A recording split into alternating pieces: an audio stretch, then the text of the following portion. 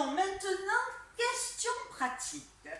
Nous, on vous propose un parcours en bus. On prend vos enfants et on les transfère sans danger en Europe. Notre parcours est sûr et sans problème. On ne traverse aucune région en guerre. Regardez ce plan. On passe d'abord par l'Iran. On les achemine par les villes de Tabriz et de Bakü, où on forme de petits groupes. Ensuite, direction la Turquie. On arrive à Istanbul et puis on traverse en Zodiac jusqu'à l'île de Lesbos qui est déjà en Europe.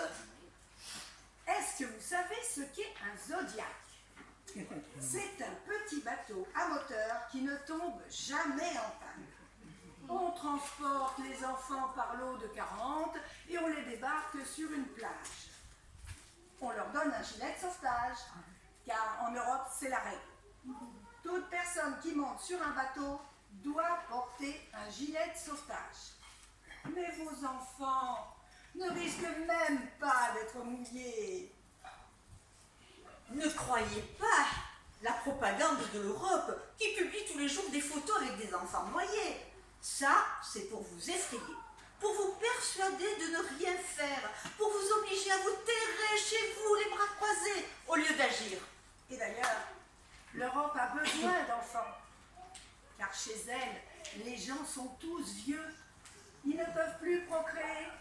Même les testicules des hommes blancs ont rétréci et leurs semences sont abandonnées. Mais bon, cela, c'est une autre histoire. Maintenant, parlons de prix. Pour une prise en charge totale, c'est 3 500 ou 4 000 euros. Ça dépend de la région où vous habitez. On vient chercher votre enfant chez vous, dans votre village, et on s'occupe de tout. Une fois arrivés en Europe, nos hommes sur place vont vous tenir informés de tout ce qui va se passer. Vous n'allez jamais perdre le contact avec vos enfants. Ça, on vous le jure. Et l'Europe ne renvoie jamais un enfant mineur dans son pays. C'est vous qui risquez d'être renvoyé chez vous si vous êtes avec eux. Alors, si vous ne pouvez pas payer la somme complète, ce n'est pas grave. On s'arrange autrement.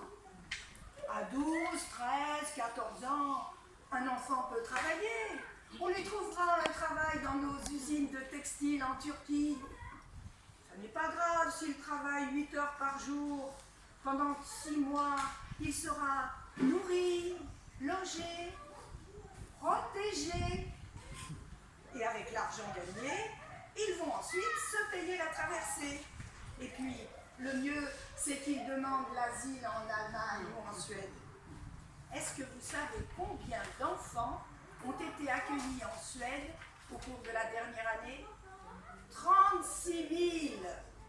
Et ils apprennent la langue, et dans quelques années, ils auront un métier, et ils penseront à vous. Alors, réfléchissez bien. Dans nos pays, leur avenir est condamné d'avance. Vos pays sont devenus des cages où vos enfants ne peuvent plus voler. Laissez-les s'envoler. Et puis, n'ayez pas peur que l'Europe leur fasse perdre la croyance en Dieu.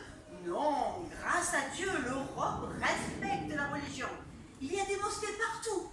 Et les fêtes musulmanes figurent dans le calendrier officiel.